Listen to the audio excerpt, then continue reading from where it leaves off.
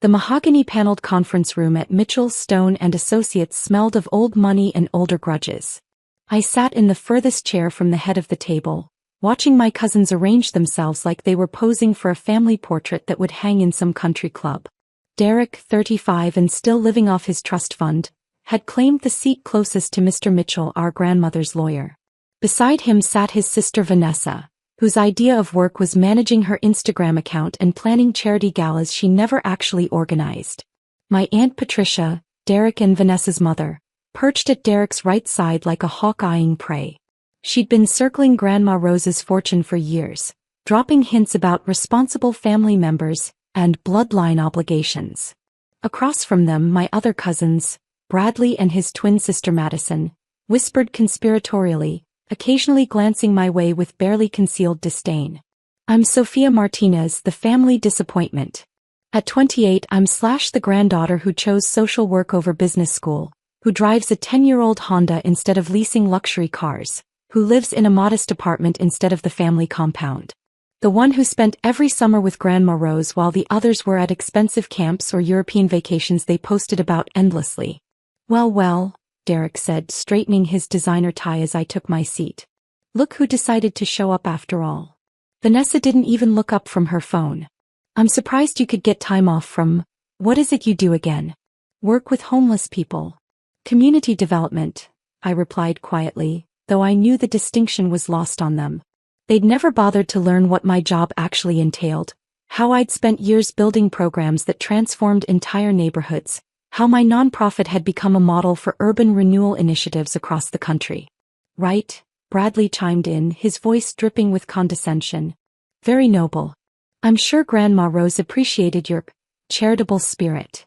Mr. Mitchell, a distinguished man in his 70s who'd handled the Whitmore family legal affairs for decades, cleared his throat and arranged his papers.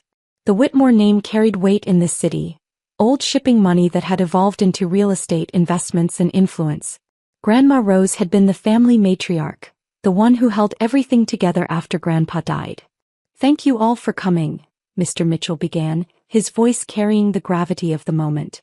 As you know, we're here for the reading of Rose Elizabeth Whitmore's last will and testament. Aunt Patricia leaned forward eagerly. Yes, well, we all know Rose was very practical about family obligations. I'm sure she's made sensible arrangements. Derek nodded smugly. Grandma always liked us better, he said, shooting me a look. Don't get your hopes up, Sophia. This is about family legacy, not whatever it is you've been doing. I said nothing, remembering instead the quiet afternoons I'd spent with Grandma Rose in her garden, listening to her stories about building the family business. How she taught me to invest my small savings, how she'd quietly funded my college education when my parents couldn't afford it, how she'd been the only one who believed in my work.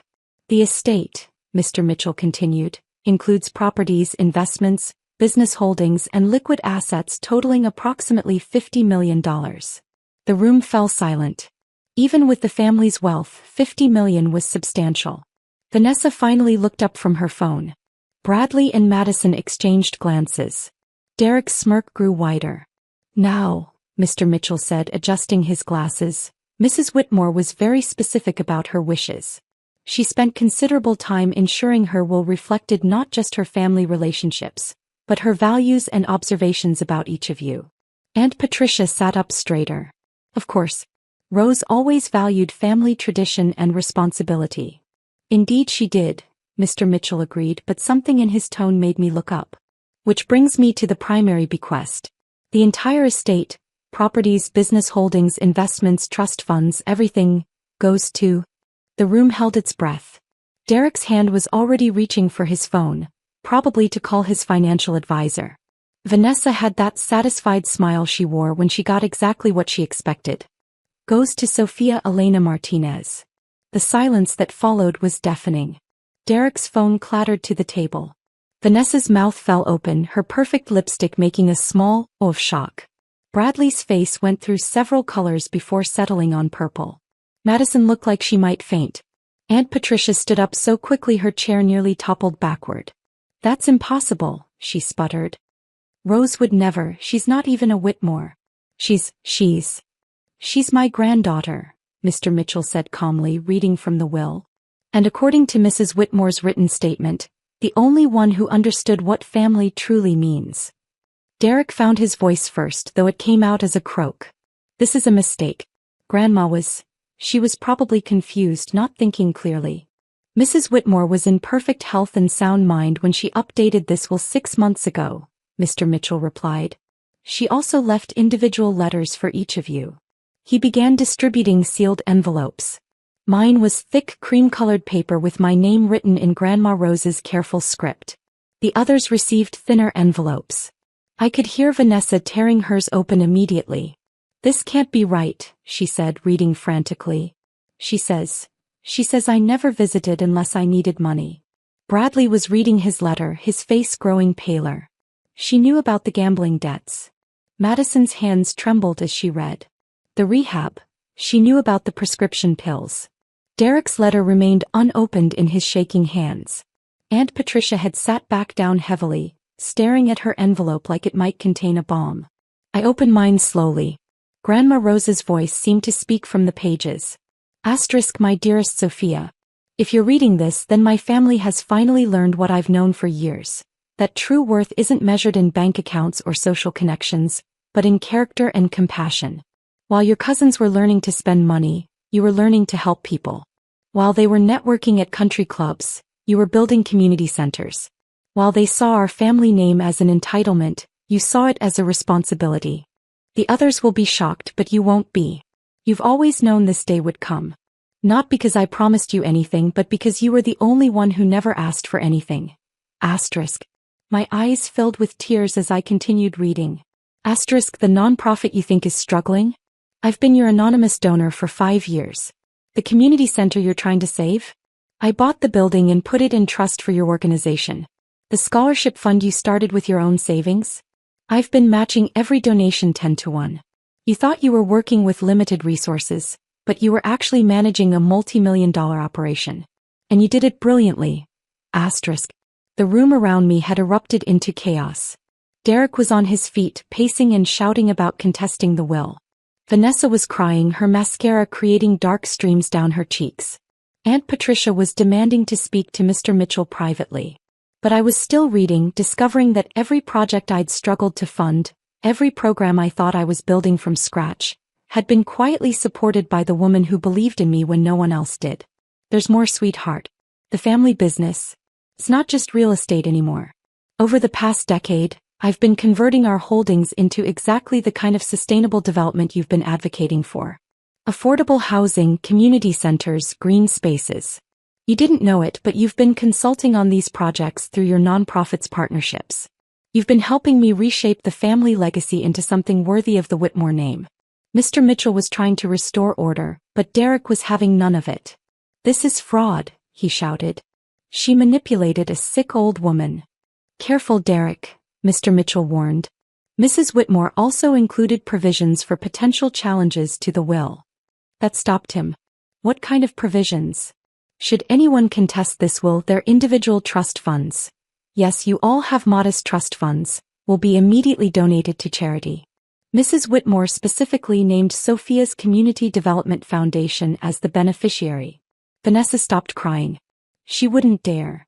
She absolutely would, I said quietly, still absorbing everything I'd learned. She always believed actions have consequences. I looked up at my family. My cousins who'd never seen me as anything more than an obligation, my aunt who'd spent years undermining me at every family gathering. She also believed in second chances. Second chances? Bradley scoffed. For what?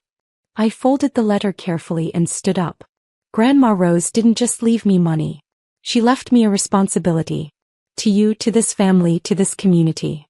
I walked to the window, looking out at the city where I'd spent years working in neighborhoods my cousins had never even driven through. The community center you called my little hobby, Vanessa? It serves 3,000 families. The housing project you said was beneath the family name, Derek? It's become a model for sustainable urban development across the country. Derek was reading his letter now, his face going ashen. I continued, the rehabilitation center Bradley's been attending? Grandma funded that too. The medical bills for Madison's treatment? All covered. The credit card debts Vanessa thought no one knew about? Paid in full. One by one they realized what I was saying. Grandma Rose hadn't just been watching me build something meaningful. She'd been watching all of them self-destruct, and she'd been quietly cleaning up their messes. She knew everything, Madison whispered. Every mistake, every lie, every time we asked our parents for money instead of asking her directly. And she helped anyway, I said. Because that's what family does. Not the performance of family you all put on at Christmas dinner, but real family. The kind that shows up. Aunt Patricia finally spoke, her voice small. What happens now? I thought about the projects I could expand, the communities I could serve, the legacy I could build on the foundation Grandma Rose had secretly provided. But I also thought about the scared, lost people sitting around this table. People who'd been given everything except the tools to become who they could be. How we work, I said. The family business is becoming a community development enterprise. There are jobs for all of you if you want them. Real jobs with real responsibilities. Derek looked suspicious. What kind of jobs? Vanessa, you're good at organizing events. We need someone to coordinate community outreach programs. Bradley, you understand numbers when you're not gambling with them. We need a financial manager for our housing initiatives. Madison, you're studying psychology. We could use someone to develop mental health support programs. I looked at each of them carefully. Derek, you have a business degree you've never actually used. We need someone to manage our partnerships with local organizations. And if we say no? Aunt Patricia asked. Then you say no, I replied. The trust funds will support you comfortably. You can continue your lives exactly as they are. But the family legacy, the Whitmore name, goes in a different direction. Mr. Mitchell cleared his throat. There's one more thing. Mrs. Whitmore left a final video message, specifically for this moment. He pressed a button on his laptop and suddenly Grandma Rose was there on the conference room screen, sitting in her favorite garden chair, looking directly at us. Hello, my dear family, her recorded voice said. If you're watching this, then you've just learned what I've been planning for years. She looked directly into the camera, her eyes twinkling with the mischief I remembered from our afternoon conversations. Sophia, sweetheart, you've been managing my most important investments without even knowing it. Every program you've built, every community you've served, every life you've changed, that's been my greatest return on investment. She turned her attention to the others. Derek, Vanessa, Bradley, Madison, I love you all. But love means more than providing for you. It means helping you become who you're capable of being. Sophia has been showing you how to do that for years. Now it's time to pay attention. The video continued, but I was watching my cousins' faces. The shock was fading, replaced by something I'd never seen before. Recognition. Maybe even respect. The Whitmore family has always been about building things, Grandma Rose concluded. Now I want you to build something that matters. Together. The screen went dark. The room stayed quiet for a long moment. Finally, Vanessa spoke. The community outreach position. What would that actually involve? Planning events that bring resources to people who need them, I explained. Health fairs, job training workshops, educational programs. You'd be coordinating with local organizations, managing volunteers, creating real impact. She nodded slowly. I think I'd like to try that. Bradley raised his hand tentatively. The financial management position. Would there be oversight? I mean, given my history? Strict oversight, I confirmed. Monthly reviews, co-signature requirements, full transparency. But also training, mentorship, a chance to use your skills for something meaningful. One by one they began asking questions. Real questions about work, about responsibility, about being part of something larger than themselves. Derek was the last holdout. This is all very noble, Sophia, but let's be honest. You just inherited $50 million and you're offering us jobs. Some might call that patronizing. I smiled, thinking of all the afternoons Grandma Rose and I had discussed this exact scenario. Derek, the $50 million isn't a gift. It's a down payment. The real wealth is in what we can build together. I pulled out my laptop and opened a presentation I'd been working on for years, never knowing I had the resources to implement it. This is the Whitmore Community Initiative, I said, clicking through slides showing proposed developments, program structures, partnership networks. Affordable housing that's actually beautiful. Community centers that serve entire families. Job training programs that lead to real careers. Educational initiatives that break cycles of poverty. The slides showed detailed plans, architectural renderings, budget projections. Years of work I'd done in my spare time, dreaming of what could be possible with adequate funding. Grandma Rose didn't just leave me money, I continued. She left me the means to prove that business success and social impact aren't contradictory. That family wealth can be a force for actual good. Madison leaned forward, studying the mental health program slides. These support groups, they're based on the model that helped me. Grandma Rose suggested I research that approach, I admitted. She never said why, but now I understand. Aunt Patricia, who had remained silent through most of the discussion, finally spoke. Rose was always 3 steps ahead of everyone else. I should have known she'd find a way to save us all from ourselves. She looked at me with something approaching admiration. You've been planning this for years, haven't you? The real question is whether we're wise enough to follow your lead. Mr. Mitchell gathered his papers. The estate transition will take approximately 30 days to complete. During that time, you'll all have the opportunity to consider Mrs. Whitmore's final wishes and Ms. Martinez's proposals. As everyone prepared to leave, Derek approached me. For what it's worth, Sophia, I think Grandma Rose chose well. I hope you're prepared for what this means. Managing family money is complicated enough. Managing family expectations is nearly impossible. I know, I replied. But Grandma Rose didn't raise me to take the easy path. 6 months later, I stood in the lobby of the Whitmore Community Center, watching Vanessa coordinate a job fair that would connect 200 local residents with employment opportunities. Through the windows, I could see Bradley walking potential investors through our affordable housing development, his enthusiasm genuine and infectious. Madison had thrown herself into developing our mental health programs with the passion of someone who understood both the need and the solution. Even Derek had surprised everyone by becoming genuinely invested in our partnership networks, using his networking skills for something more meaningful than country club politics. The community center itself was everything I'd dreamed of. Bright, welcoming spaces where families could access everything from childcare to legal assistance to job training. The Whitmore name was prominently displayed, but now it represented something worthy of the honor. My phone buzzed with a text from Derek. Board meeting went great. The city council approved our next 3 development sites. Grandma would be proud. As I walked through the center, greeting staff and community members, I thought about the letter Grandma Rose had left me. How she'd known that the real inheritance wasn't the money. It was the chance to transform what the Whitmore name meant in this city. The family still gathered for Sunday dinners, but the conversations had changed. Instead of gossip and complaints, we talked about projects and programs, about families we'd helped house and communities we'd helped strengthen. Aunt Patricia had even started volunteering in our literacy program, discovering a patience and kindness she'd forgotten she possessed. That evening, sitting in Grandma Rose's garden, now part of the community center's grounds, I opened the last page of her letter, the part I'd saved for when the work was truly underway. The money will run out eventually, sweetheart.